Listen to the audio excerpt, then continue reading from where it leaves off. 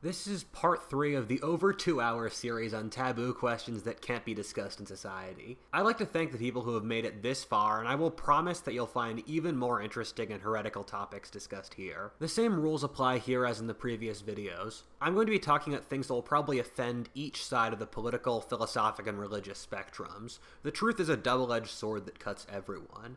However, even if you disagree with me, please take what I'm saying in good faith and that I'm trying to look for the truth, even if I do turn out to be wrong. Likewise, if you're going to try to dishonestly twist my arguments into something I wasn't saying, take me out of context, and the like, or dishonorably tear me down, you're just really proving why your arguments aren't strong enough to face me directly, and you're only showing your own morally degraded state. With that out of the way, let's get started.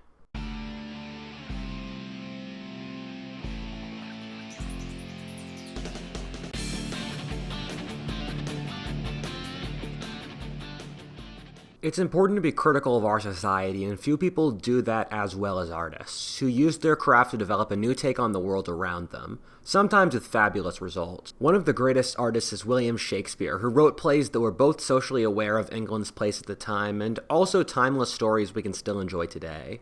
Shakespeare was an excellent critic of his era, and I learned a lot about his impact by watching Shakespeare, the King's Man on Magellan TV. Shakespeare's The King Man was a really great series that goes over not just Shakespeare's works as a playwright, but also where he drew his inspiration and how the events of his day shaped his writing. It's important to see that people don't live in a vacuum, and seeing how Shakespeare could both pull inspiration from the world around him and make timeless stories really shows his talent as a writer. And you can watch this wonderful program on Magellan TV. Magellan TV is a documentary streaming service made by filmmakers with the best selection of movies and historical documentaries out there. They have content covering everything from the ancient world to current events, and from true crime to astronomy. Magellan is compatible with just about any device and is 4K HD with no additional cost. It's a great platform for an affordable price. Regardless of what your interests are, Magellan TV is something for you, be it science, history, philosophy, or anything else. Magellan TV is the platform for you, so check out Magellan TV today and start learning about what interests you. What If Altist viewers can get a 1-month free trial using the link in the video description. Number 1. Is morality a fairy story? One of the things you gradually realize the more you get deep into history, like reading at the ancient world or areas of the world that aren't normally covered by Eurocentric histories, is how awfully common genocide is across the long picture of history. This is a map of the areas that have been genocided and had their populations replaced over the last 10,000 years. And one of the things you realize is that almost all of the world has seemed to have had population replacement. Almost every nation has done genocide at some point in their histories. The historian Matthew White wrote a wonderful book called Atrocities, which covers the 100 worst atrocities in history and did an analysis of what happened to the perpetrators of said atrocities. A significant plurality, or the biggest group, died quietly in their beds of old age, which is not what you'd expect in a fair world. In other words, the 4 greatest mass murderers in history, or Mao, Genghis Khan, Stalin, and Tamerlane, died peacefully and were basically worshipped as gods by their own people. Of the top 5, Hitler was the only one who died and was defeated in war, and I don't think it's a coincidence that Hitler was the only one we're completely comfortable with calling evil in our society. Where am I going with this? Well, it leads back to the key question that monotheism must grapple with, in that if God made an orderly good world, how could a good God who made this world make a world with such obvious evil and then have the evil win so much? Is morality just a fairy story we invented to help us sleep at night? I think the answer is both yes and no, depending on how you're looking at it. First of all, there is no global jury who will put those mass murderers on trial for the evils they committed. God didn't pwn Genghis Khan's army and prevent him from continuing to commit atrocities after he had already killed 30 million Chinese. One of the things that today's chattering classes struggles with is that the world isn't a nice schoolroom where evil will just naturally be stopped. Thus, when foreign authoritarian dictatorships do evil stuff, the chattering classes scream for the international community to do something, only to realize that without guns and steel, you have no power. I think a lot of this is because people in modern Western countries grow up in societies that have been made so safe by the growing power of the state that they can afford to not realize how brutal the real world is. It reminds me of something my dad once said to a crypto guy, which was, fiat currencies are bullshit backed by nuclear weapons and aircraft carriers. Ethereum is bullshit backed by a bunch of fanatical nerd guys. However, at the same time, morality does have a clear application. To explain, I'll use the example of tribal mythic traditions from primitive cultures. In hunter-gatherer societies, they have various prescriptions and taboos that say you should only hunt so very often, which works as a way to keep the natural balances in check and not overexploit the ecosystem for long-term use. The tribal peoples involved believed that they were honoring the beaver god by, say, not hunting beavers in the sacred weeks, but they're actually allowing the beavers to breed so that their kids can also hunt the beavers. Our moral codes work pretty similarly in that we've evolved these highly complex moral codes after thousands of years to help deal with the complexity of the world. The way our moral system has worked is that we, for example, have said that God tells us to be moral, not steal and all that stuff, all things you need for society to survive, and we get around the problem of dealing with it by pulling on religious concepts. A mistake people often make, however, is that say that if you cannot prove the existence of God, that invalidates the entire moral system that has since evolved, stretching from God. Archetypally, Satan lures people into the promise of short-term gain but screws them over in the long term. This is what normally happens with immorality. Look at it this way. Mao, Genghis Khan, Stalin, Tamerlan, and Hitler all in many ways destroyed their own societies by perpetuating evils in other groups. Mongolia, Russia, and Central Asia all went into irreparable declines after those leaders. And it's pretty normal that the heartlands of former empires do go into decline. Anyone who's been to China will tell you that the Cultural Revolution has left a deep scar on that country's psyche, and has made the country a lot less happy today. If you take a broader, holistic view of the world, this makes more sense. Look at Nazi Germany as an example, where the Nazis in many ways were correct that they could totally genocide and conquer other nations brutally for the benefit of the German nation.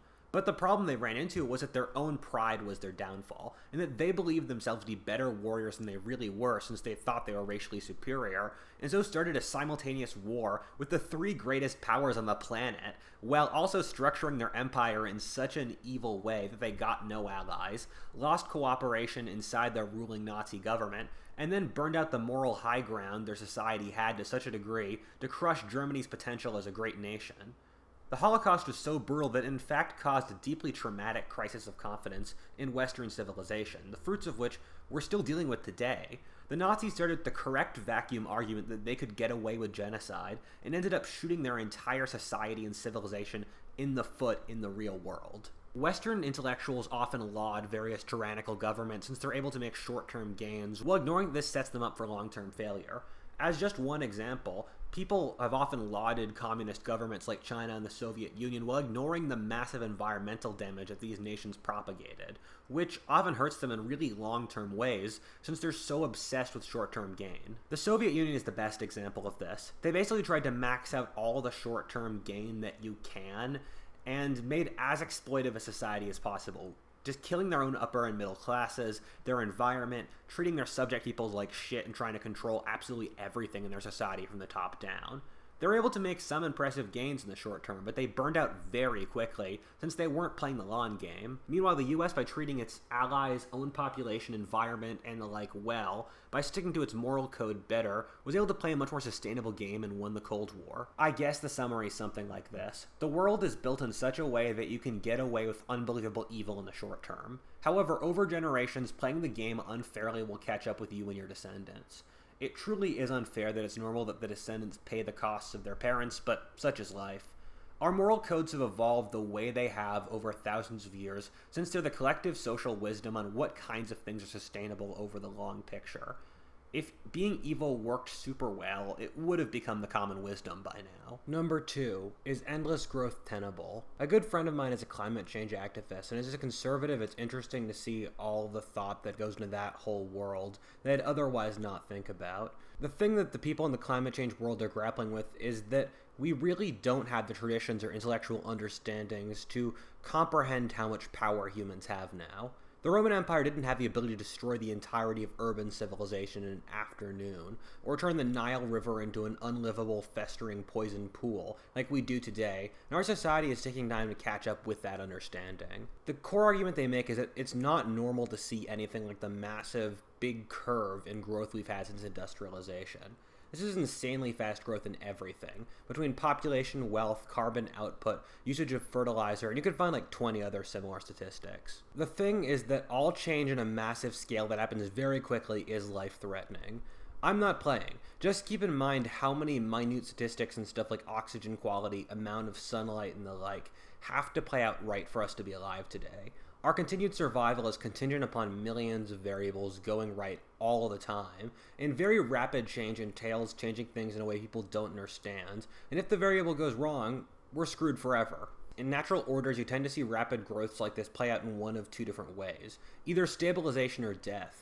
The natural world doesn't play with permanent growth all the time. If you look at history of humans or natural life, you normally see long eras of stagnation with rapid eras of growth when things get really right. We will almost certainly see a leveling off in the next couple centuries, and if not, we'll all die. The thing is that we live in an era of growth due to industrialization equal to that of the development of agriculture, and we're not really sure how it will end. We're like the Neolithic farmers of 7000 BC, looking at the population density rise far beyond anything we could understand happening in hunter-gatherer society, while also seeing the first stuff like big wars, mega temples, or cattle herding develop, and not being sure how to deal with any of them. There's not a lot you can honestly say here without being really humble.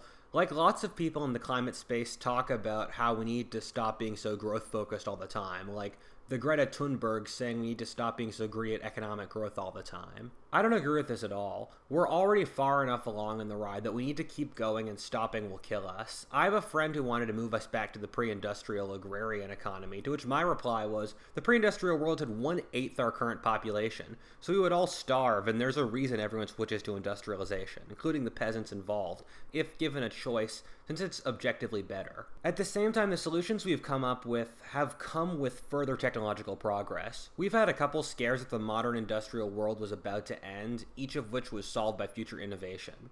Karl Marx predicted the lower classes would rebel in the 1850s, but then increases in productivity made the lower classes wealthy.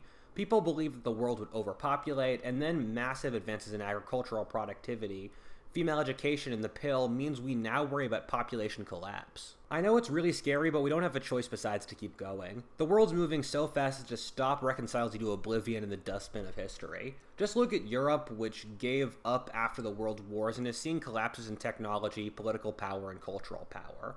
The world would be a better place if the pretty morally enlightened Europeans did more, but they don't.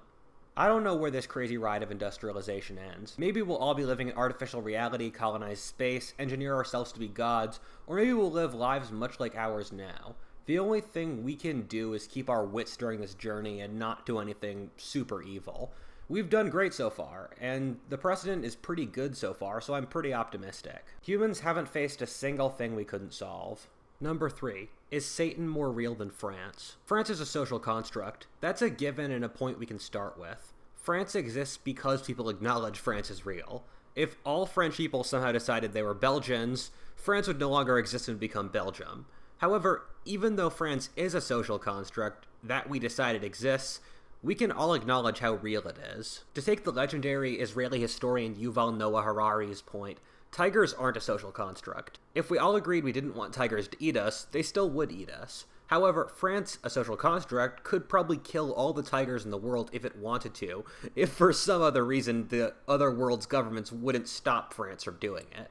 Thus, in a weird way, the fake social constructs we've made have become realer and more powerful than the non-social constructs that are real things. There are tiers of realness in the world. An asteroid is realer than France, since if that asteroid smashed into the planet ending modern civilization, France would be gone. And of course, Shaun King stands at that pinnacle of realness. However, if we can agree to this chain of logic, we end up in the weird position where you can make a compelling argument for some things being real that you otherwise wouldn't be able to. Since humans are genetically hardwired by nature to behave in certain ways, you see certain patterns of human nature develop the same across all societies. The warlord creating a harem of beautiful women, the sage pontificating to his disciples, the mother working hard to feed her children, or the hustler grinding on his next big scheme, are things that you will see in every society, since they're built-in human adaptations to how the real world works. Humans cannot exist without warlords breeding, sages teaching, mothers loving, and hustlers hustling. They're all parts of the tapestry of human life. This is where things get weird. The ancients totally knew this. The gods are representations of aspects of the order of the world and human nature.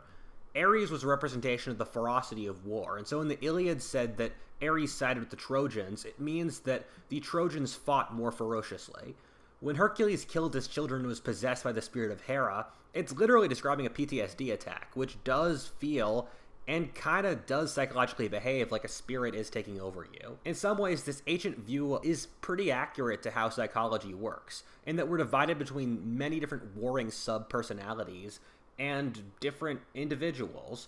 At the same time, things like lust and hate do not belong to us as individuals, but instead are primordial personalities that we genetically inherit that take over us sometimes, which is how the ancients viewed psychology. Which brings me to the crazy point that you can make a very compelling argument that Satan is realer than France. You see satanic behavior across history. Whenever you see cruelty for cruelty's sake, uncaring greed, humans losing their poise and degrading back into animalistic barbarism, you see the psychological sub-personality of Satan manifest in human character. There is something that you see too commonly across history that you can't write it off. Wherever there's a war, there are those who rape for fun. Whenever there's big hierarchical social differences, there will be masters who beat their inferiors out of pleasure. The great will always be envied by the lesser. These are things that are hardwired into our characters that we must fight.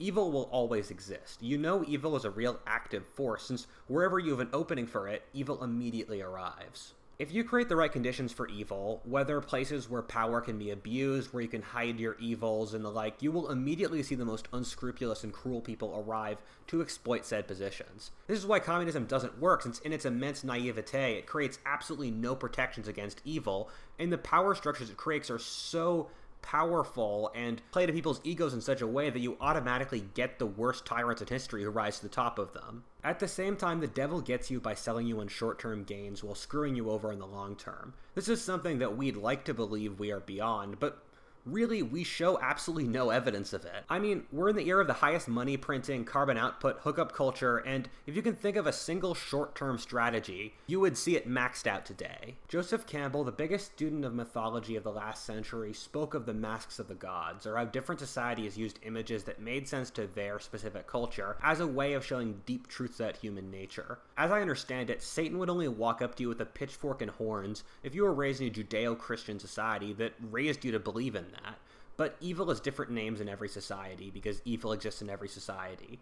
If we can call it Beelzebub, the Lord of Lies, and the like, other cultures will call it Ahriman, Tiamat, Loki, Chaos, and the list is infinite. I must say that different cultures do have different conceptions of good and evil, with the Abrahamic having an especially binary view, structuring its entire view of the world on good and evil. Well, say India and China do have ideas of good and evil, but it's not the central story of their entire view of the world. I say Satan, or the psychological inherent manifestation of evil, is realer than France, since long after France is gone, we will still be fighting against trying to make short-term gains or evil, corruption, and the like. These are things that are so real that we cannot possibly remove them. Evil haunts nearly every one of our actions and will do so till the end of our days. To do anything is to know the realness of your actions and thus your potential for evil. Number 4. Is Western civilization committing suicide? If the modern Western world were to be committing suicide, except for maybe nuking itself, what would it be doing differently than what it's currently doing? Reality is shown through deed, not word, and in action.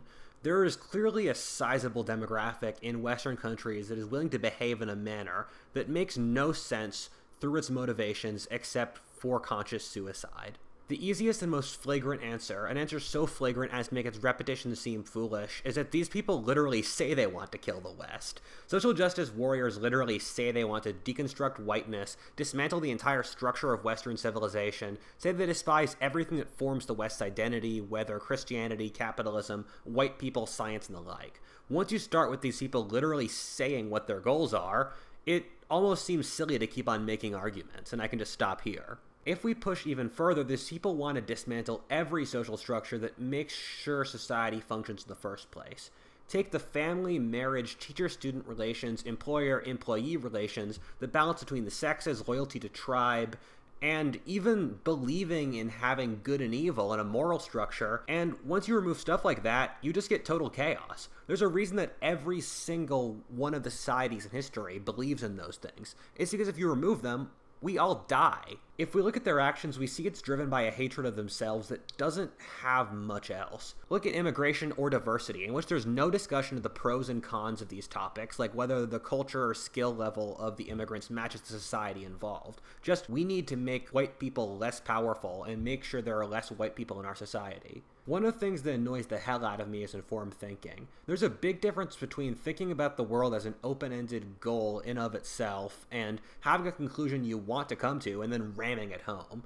I try to do the first as much as I possibly can. This is why I have many political positions, like supporting gay marriage, government healthcare, abortion, immigration under most circumstances, and stuff that's often weird for a right-winger, since I look at each of these issues independently and then come to a different conclusion based off that issue. You can disagree with me, and that's totally fine since I'm wrong like anyone else, but at least I tried in good faith. Meanwhile, you can tell these people have informed emotion and ends-laden thinking, given that they always end up with the conclusion of white people bad, no matter what logic chain they reach to reach the endpoint of white people bad. Having a logic chain for an argument doesn't suggest that that logic chain is correct, but these people go through various loopholes to produce the argument that white people are bad, and openly even throw the idea of logical arguments out the window, and say they are doing this to produce the end argument of white people bad.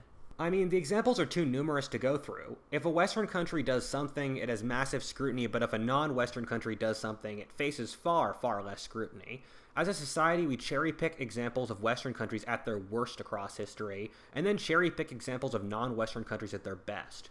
We treat lessening the whiteness of a group as a moral good in of itself for no other reason. We treat being white as boring and cringe, totally ignoring the modern West's most successful society in history by almost any metric you'd choose. This is a wonderful chart someone made out how every single action a white person could do is evil. If a white person moves out of a city, it's white flight. If a white person moves into a city of people of color, it's gentrification. If a white person doesn't engage in a foreign culture, it's racist. If a white person does engage in a foreign culture, then it is cultural misappropriation. If a predominantly white country doesn't help out a non-predominantly white country, then that's racism, but if it does, then it's white saviorism or colonialism.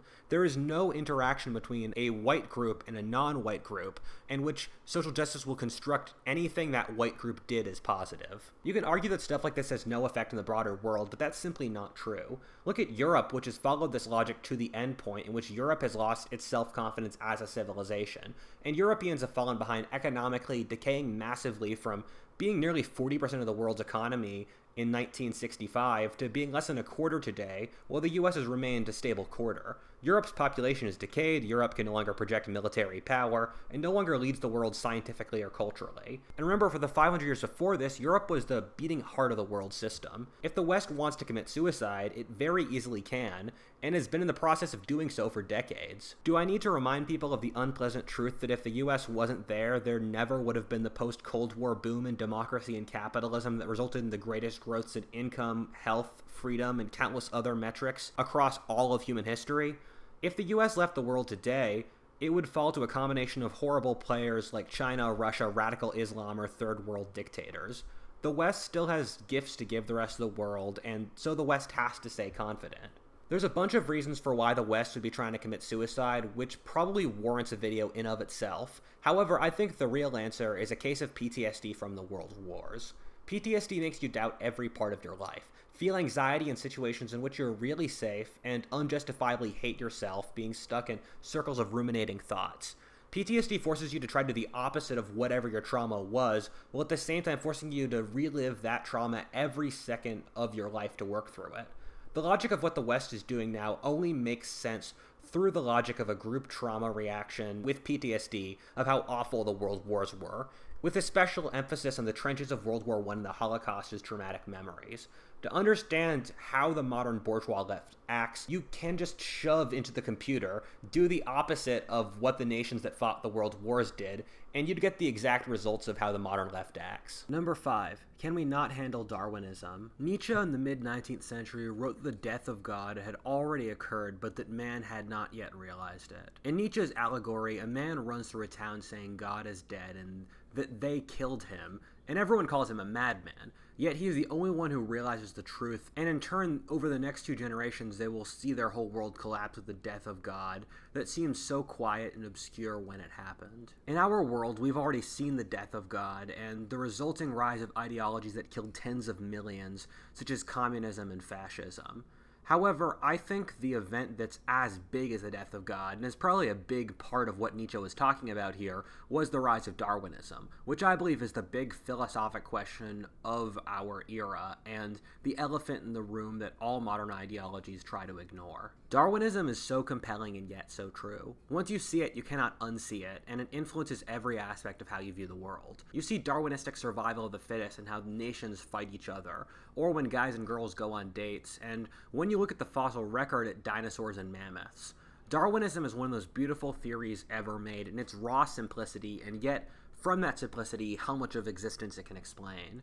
I mean, one of my favorite books of all time is an examination of human history through the lens of Darwinism, and it explains damn near everything. The thing is that everyone reasonable today acknowledges the truth of Darwinism, but the main pillars of our society today are founded upon ideological views that basically do everything they can to ignore Darwinism.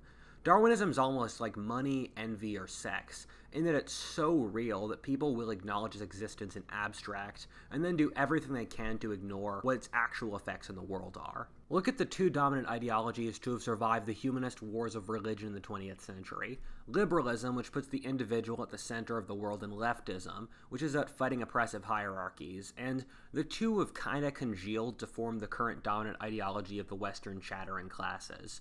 Both of these, in effect, openly can't deal with the logical endpoints that Darwinism posits. I mean, a lot of the points of ideological unity upon which our society is built, and which it is taboo to question, are things relating to Darwinism and its underlying logic. One example being the issues we've talked about before in the previous videos in these series about the modern West is its inability to deal with the reality of competition in the world. How not all cultures in the world can be equal by definition, since some win and others lose. Likewise, how humans cannot be equal in all qualities, or that war seems by all accounts to be necessary, and pacifism just doesn't work. Modern Western society seems terrified of reaching the conclusion that's obvious from Darwinism, that competition is necessary. You can't talk to people in the chattering classes and say obvious things like that the police stop crimes, or that you need a strong military to defeat opponents, or that the successful in systems like capitalism or successful countries have something going for them. If you hold that Darwinism is correct, you cannot come to the precepts that modern society holds so dearly, that competition is unnecessary and that everyone is equal. For both leftism and liberalism, we start with conclusions that go directly against Darwinistic logic. Liberalism today has reached the conclusion that individual choice is all that matters, saying that if you choose to be a certain gender or live in a certain country, the world should conform to your desires. However, ignoring that survival is the most important thing Darwinistically. Survival must happen through cooperation in human society, and the individual really doesn't matter much Darwinistically. Meanwhile, the modern left is the opposite of Darwinism. The modern left believes that we will build a transnational, peaceful world order built on cooperation, that all people are inherently equal and are trained to be bad by society, that the powerful inherently oppressive and corrupt and bad, and the oppressed rising up to defeat them is all we need to reach utopia, and that through education and socialization we can transcend to our utopian goals, which is basically the opposite of a worldview posited by Darwinistic science. Likewise, the idea of gender identity, people not naturally caring about ethnicity or ignoring biological and Darwinistic categories, is really strange for people who claim to be the science, even though their beliefs are built on things that are really the opposite of science. To be fair, a significant amount of this comes out of the Second World War, where our ideological lodestone since then has basically been the Nazis are evil, we will be the opposite of the Nazis. But you can't just have one dot in your moral framework. And so we've ignored elements of base truth that the Nazis touched on, and the Nazis built their philosophy off Darwinism fundamentally. And Darwinism is true, but we need to develop a way to incorporate Darwinistic ideology in a way that isn't as evil as the Nazis were. A good example of this is that from a Darwinistic perspective, male and female identity is extremely important because it creates your identity in the dance of procreation, but the modern left says that this cannot exist. An example of people not following a line of logic that would make sense from a Darwinistic worldview is the low emphasis we put on motherhood.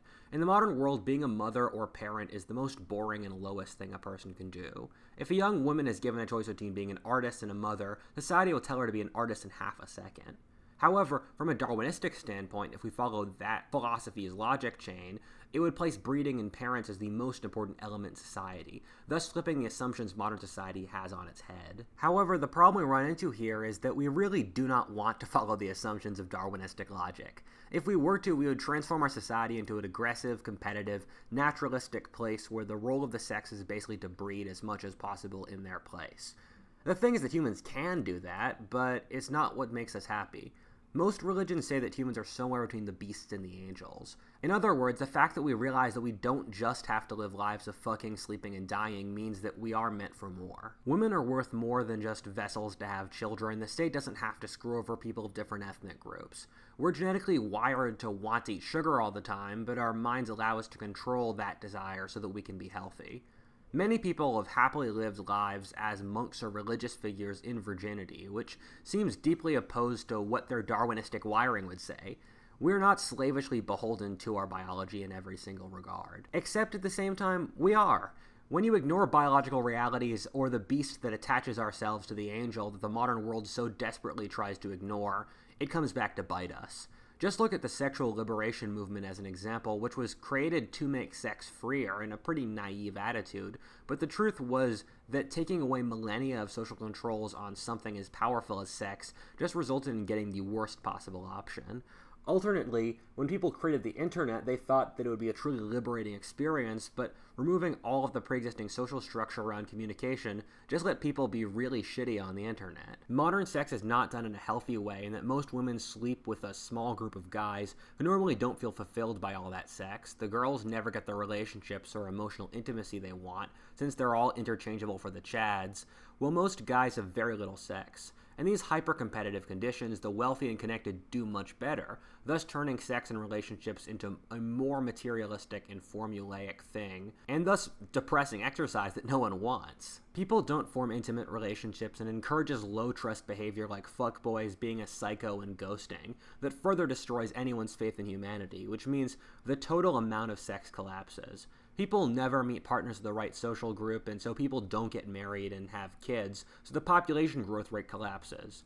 I mean, I often think of nightclubs in which, honestly, people very rarely get laid, no one enjoys the music, no one meets good quality partners, and people blow ludicrous amounts of money since you don't make good social regulations on something as powerful as sex. You end up with a horrifying arms race that ends up in a really nasty place. The end point of naively looking for free love is ending up with the worst possible Darwinistic sex regulations. You find similar results in stuff where liberalism and leftism try to treat people as kind blank slates, but once you don't account for the Darwinistic realities of the world, everything comes tumbling down. This is the case in economic regulation, where leftists put government bureaucrats in charge of positions and assume they're good people, but in reality the incentives allow them to be corrupt and massive mismanagement. Number 6, is the Garden of Eden legit? There was this thing around 70,000 years ago called the Cognitive Revolution, and it's the most important event in history you've probably never heard of. With this event, humans started to being able to think of abstract concepts, or we started using art, religion, conscious technological progress, and culture. However, as I studied this event further, it seemed to be a perfect fit for how the Garden of Eden myth is told in the Abrahamic tradition. For those that don't know, the Garden of Eden is the story about how humans left God's garden by betraying God by eating the fruit of knowledge, and thus becoming aware of death, suffering, sin, shame, and the like. This seems like the perfect explanation for what happened at the Cognitive Revolution. We're not entirely sure, but it seems like animals aren't entirely aware that they must die as part of the game of life. What seems to have happened with the Cognitive Revolution breakthrough, which again seems to have happened extremely rapidly, was that we started to be aware of death and the future as a concept. We became aware of the fourth dimension, or time, and that we were part of a ticking clock until we must die, and that our lives were finite, and that we had to do something. We also learned that our consciousnesses were separate from ourselves, and that consciousness is a beast in of itself.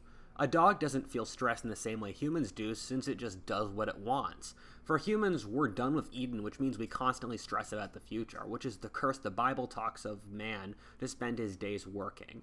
The curse of women, according to the Bible, is to bear children, and that comes from the unnaturally large heads and childhoods humans have due to our increased intelligence, which takes a big toll on human women. In knowing our separation from the animals, we gain shame from trying to strive to separate ourselves, and so covered up our nakedness to hide that we were animals, which we still really are. Although being an animal isn't great in many ways, they are less stressed since they don't and can't worry about the future. I mean, my childhood really sucked, but I've heard for a lot of people it's similar to how childhood was for them, where you're shielded from your parents from how awful things really are.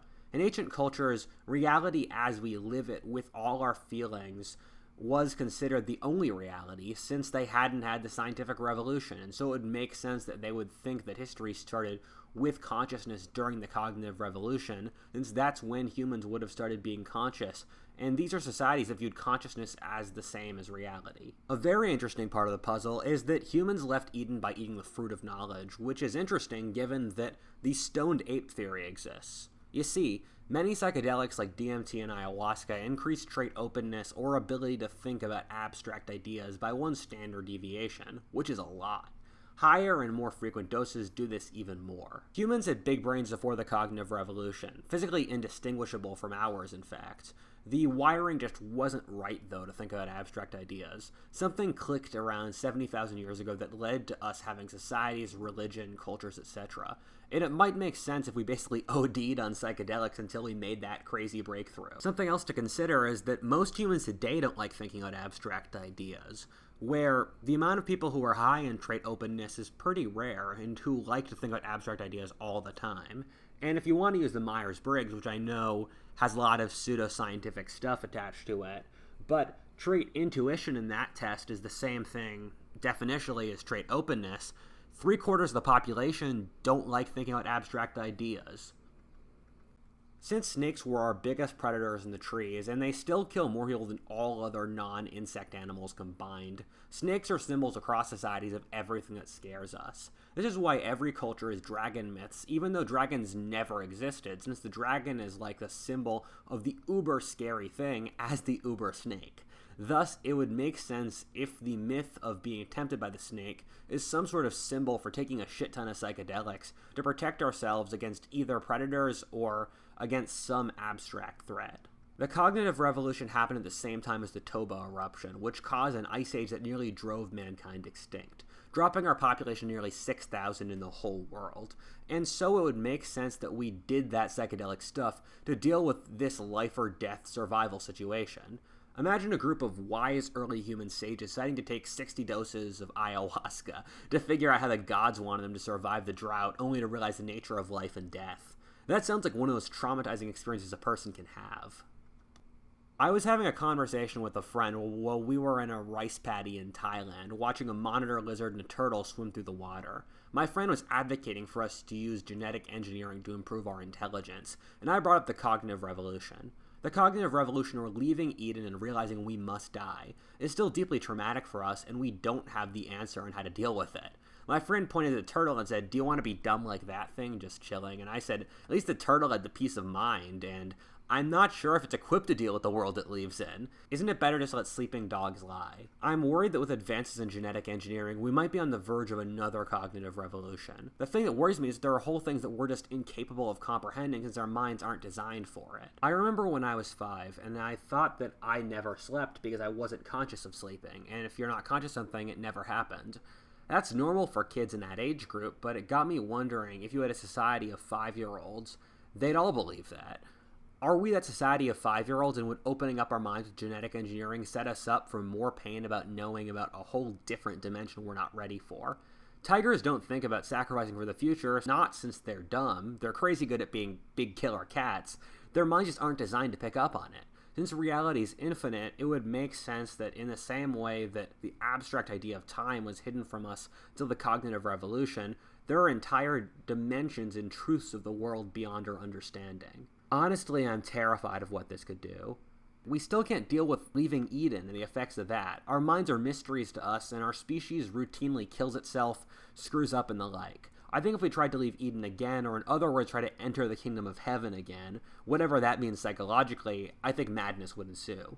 I think we're really not ready to expand our consciousness in a big way since we have no idea how to deal with what we've already got. Number 7, is global warming the end of the world? I want to be out and plain here and say I'm not a scientist, and this is a field where I'm overwhelmingly humbled. I try to keep away from the climate and science since as a person who studied history, I've learned that the difference in understanding between reading a fair amount in a topic and reading a tremendous amount in a topic is enormous. There's lots of things like how we view prehistory, the ancient Greeks, or the Middle Ages that turns out to be the exact opposite of how you would imagine them if you were on one side of the Dunning-Kruger or the other in studying history. I'm assuming the sciences are similar, and that if you study the sciences a lot, your understanding of it is much greater than a person who studies it just a little bit. However, the self-righteous and smugness that surrounds much of climate science pisses me off. In a lot of circles, the idea that the world is about to end due to climate change is taken as a self-evident truth, and questioning it is viewed as a statement of disloyalty rather than as a real question of curiosity. If you question it, people will say, the science says this, without actually explaining the science to you. From the couple books I've read in this topic, it seems like climate models are extremely confusing and haphazard. The standard deviations or ranges of possibilities we're talking about are completely massive. This isn't, first of all, we don't know how much CO2 we're emitting as a global civilization, how fast warming would happen, or even how the climate works. You also have weird confounding effects that the climate was warming really fast even before industrialization, so it's hard to disentangle that.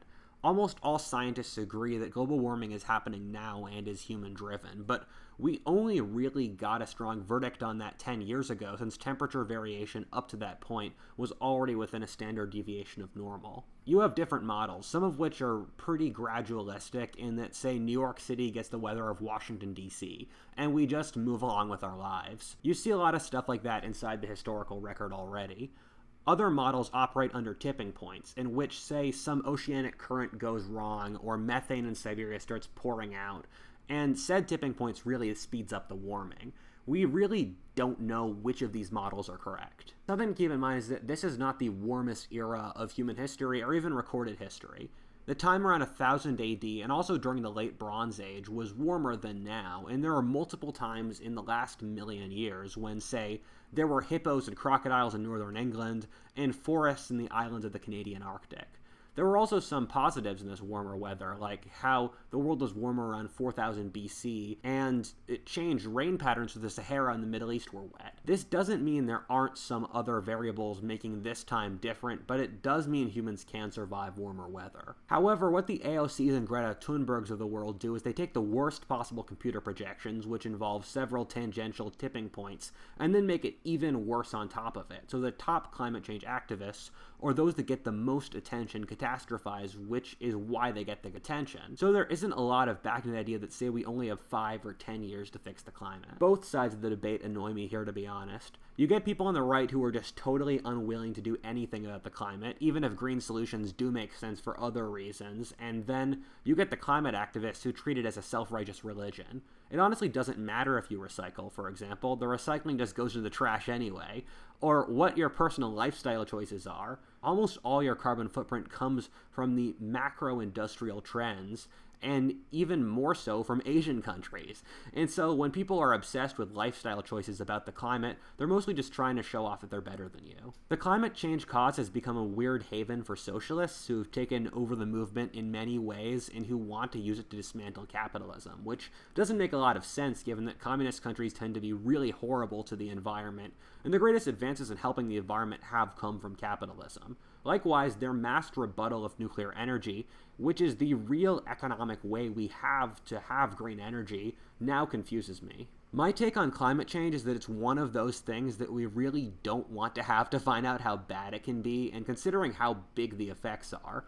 Likewise, switching to renewable energy would help a bunch of other problems like national security and energy costs. Most of the top-down schemes that get proposed just seem to be driven off a desire for power, and there seems to be market-driven solutions that could work. Something else to consider is that for the whole of industrial civilization's history of the last 200 years, people have believed the world was about to end, whether through communist revolution, through Christian revelation, through overpopulation, through nuclear war, through problems with pollution of various chemicals. And in every single case, if you looked at the science of the time, you would come to the conclusion that those crises were inevitable. But in every single case, either a technological progress occurred that made it not a problem at all, or we were ignoring some broader rule of the universe that made sure everything was okay.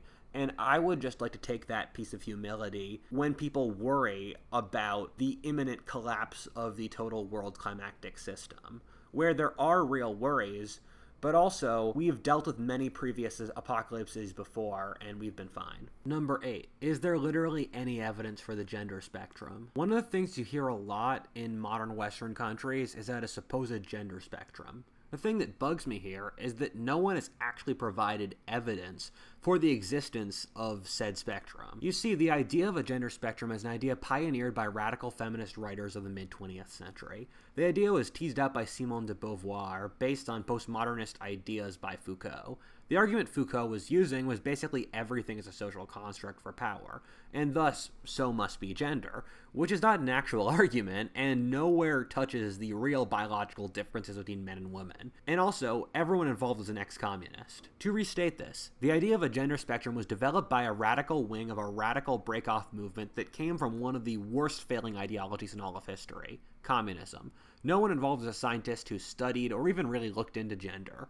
Both of these thinkers were clearly political advocates with an agenda to push, coming from a clear intellectual tradition in which they follow. These were all people with backgrounds in literature. In other words, where is the coherent argument grounded in actual evidence of relation between the sexes as rooted in anthropology or science? This was later expanded into queer theory. The way queer theory works is that basically you can salami slice anything in an argument to make it appear as if it really doesn't exist.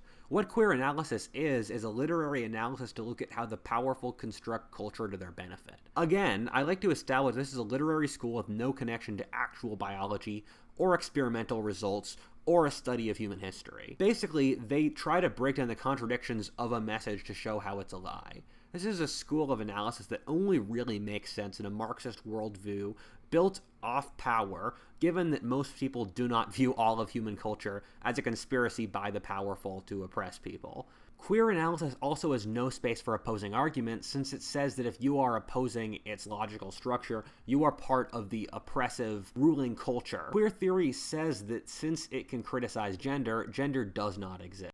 Queer theory is the origin of saying there are 60 genders, something which has no parallel in history and no real scientific justification. However, the existence of these various gender identities is not to be questioned.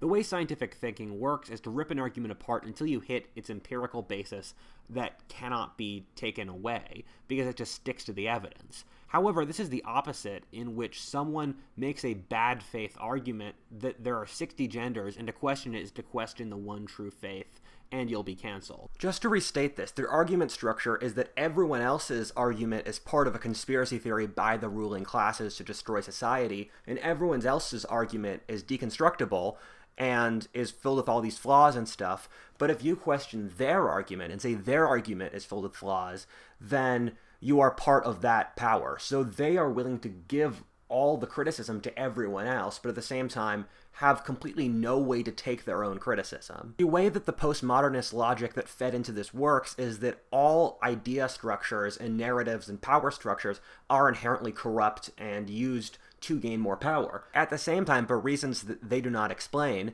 they are somehow immune to this, and they cannot be corrupted. This isn't something you can take lightly either, because the reason the top conservative intellectuals and media outlets like Jordan Peterson or the Babylon Bee have been banned from Twitter is just for making fun of the idea of a gender spectrum. So this is something that through their actions they hold to be a piece of great faith. What the science says is that there are two biological sexes which each have large amounts of variation inside them, but do have broad psychological differences.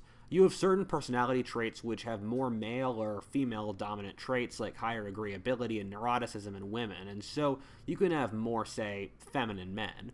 However, there are broad differences where testosterone, of which men have much higher amounts than women, has large correlations with aggression, risk-taking, and creativity. On top of this is the much higher male interest in things and women in people. men have significantly higher spatial ability, while women are stronger in a couple things like verbal ability, ability to see color, and relational thinking. Something else I'd like to say is that we are the only society in history that has ever done this and said that there are no differences between the sexes. And in every society in history, you see circumscribed social roles between men and women that are based upon the fundamental reality that men are biologically much better at fighting and women are the only ones that can have kids, but that women are biologically weak when they have children and need support of the rest of the community. And in a lot of social justice circles, you'll see people saying, but what about third gender cultures among native peoples in Mexico, or among native Southeast Asians and all those things? That's more of a spiritual thing, where in those cultures you had shamans, where in the shamanic culture you can see people tap into their feminine psychology or their masculine psychology as a way to get more spiritual power. However, these shamanic norms didn't have broad effects upon the rest of society, who still had to have kids, and thus gender norms were still important. The need for men and women to breed is the ultimate statement of reality. It doesn't get much realer that there are two kinds of people with different biological abilities that need each other for the species to survive. However, I think the reason social justice so aggressively pushes for a gender spectrum, even though there's no evidence for it, is the reason religions often force their followers to accept irrational things. Almost all religions push for some irrational beliefs that force people to have suspension of disbelief.